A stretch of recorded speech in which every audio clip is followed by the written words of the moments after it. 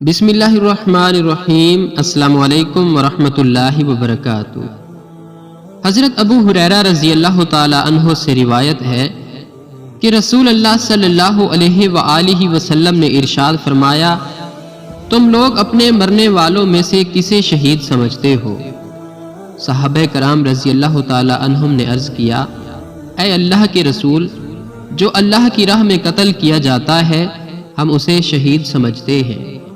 تو رسول اللہ صلی اللہ علیہ وآلہ وسلم نے ارشاد فرمایا، اگر ایسا ہو تو پھر تو میری امت کے شہید بہت کم ہوں گے۔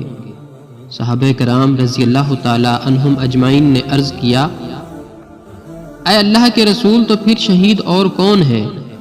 تو رسول اللہ صلی اللہ علیہ وآلہ وسلم نے ارشاد فرمایا، جو اللہ کی راہ میں قتل کیا گیا وہ شہید ہے، اور جو اللہ کی راہ میں نکلا اور کسی معرکہ جہاد میں شامل ہوئے بغیر مر گیا وہ شہید ہے، یا جو اللہ کے دین کی کسی بھی خدمت کے لیے نکلا اور اس دوران مر گیا وہ بھی شہید ہے، اور جو طاعون کی بیماری سے مر گیا وہ بھی شہید ہے، اور جو پیٹ کی بیماری سے مر گیا وہ بھی شہید ہے۔ راشد بن حبیش رضی اللہ تعالی عنہ سے روایت ہے کہ رسول اللہ صلی اللہ علیہ وآلہ وسلم عبادہ بن صامت رضی اللہ تعالیٰ عنہ کی عیادت یعنی بیمار پرسی کے لیے تشریف لائے تو ارشاد فرمایا، کیا تم لوگ جانتے ہو کہ میری امت کے شہید کون کون ہیں؟ عبادہ بن صامت رضی اللہ تعالیٰ عنہ نے عرض کیا، اے اللہ کے رسول، اللہ کی راہ میں مصیبت پر صبر کرنے اور اجر و ثواب کا یقین رکھنے والا۔ تو رسول اللہ صلی اللہ علیہ وآلہ وسلم نے ارشاد فرمایا، اس طرح تو میری امت کے شہید بہت کم ہوں گے۔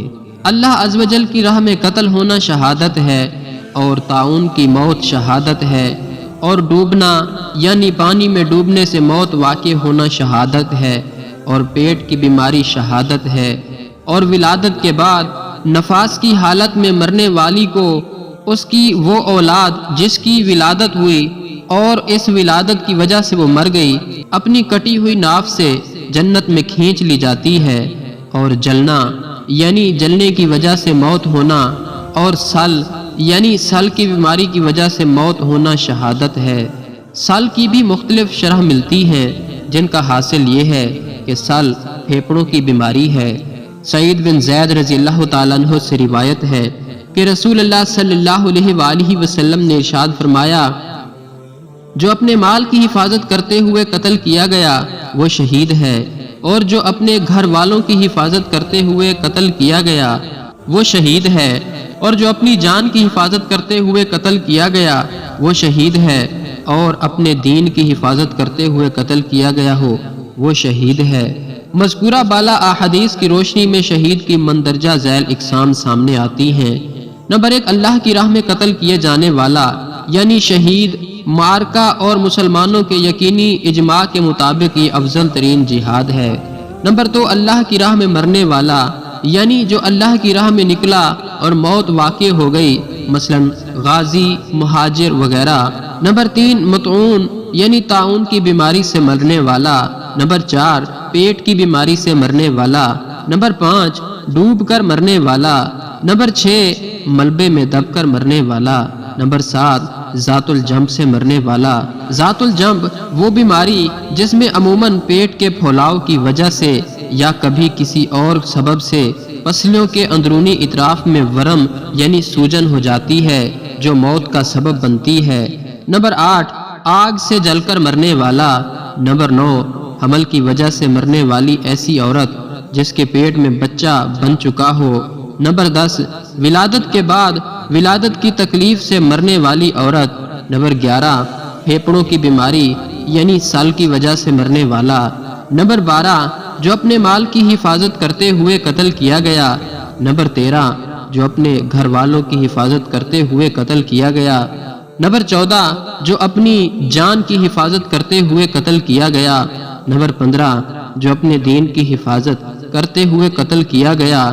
نمبر 16، جب امت میں اعتقادی اور عملی گمراہی پھیلائی جائے تو اس وقت سنت پر مضبوطی سے قائم رہنے والا شہید ہے۔ نمبر 17، جو صبح کو اعوذ باللہ السمیع العلیم من الشیطان الرجیم 3 بار پڑھ کر سورہ حشر کی پچھلی 3 آیتیں پڑھے، اللہ پاک 70,000 فرشتے مقرر فرمائے گا کہ اس کے لیے شام تک استغفار کرے، اور اگر اس دن میں مرا تو شہید مرا۔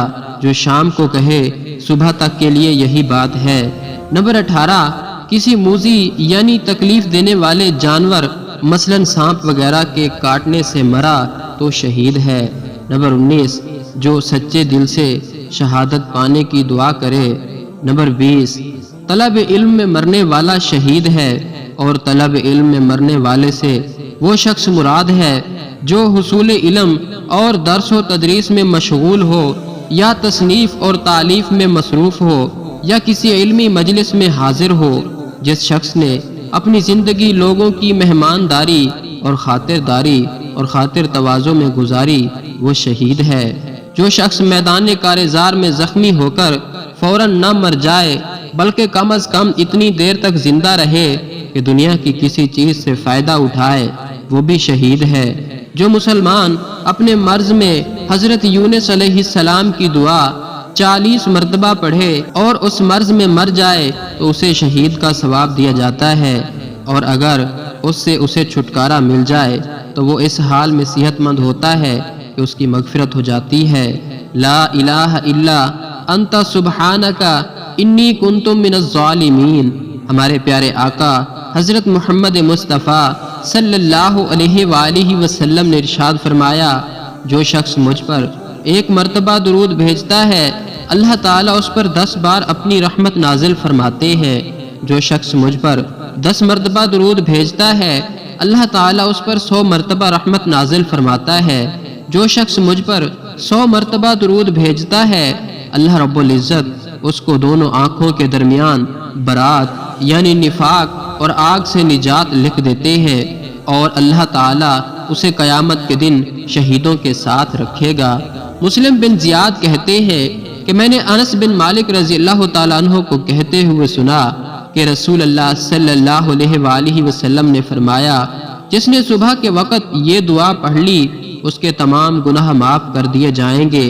یہ دعا پڑھ لیجئے، اللہم انی اصبحت اشہدک و اشہد حملۃ عرشک و ملائکتک و جمیع خلقک انک انت اللہ لا الہ الا انت وحدک لا شریک لک و ان محمدا عبدک و رسولک، جس کا ترجمہ ہے کہ اے اللہ میں نے صبح کی تجھے اور تیرے عرش کے اٹھانے والوں کو، تیرے فرشتوں کو اور تیری تمام مخلوق کو گواہ بنا کر کہتا ہوں کہ تو ہی اللہ ہے، تیرے سوا کوئی معبود برحق نہیں ہے، تو اکیلا ہے، تیرا کوئی شریک نہیں، اور محمد صلی اللہ علیہ وآلہ وسلم اللہ کے بندے اور رسول ہے۔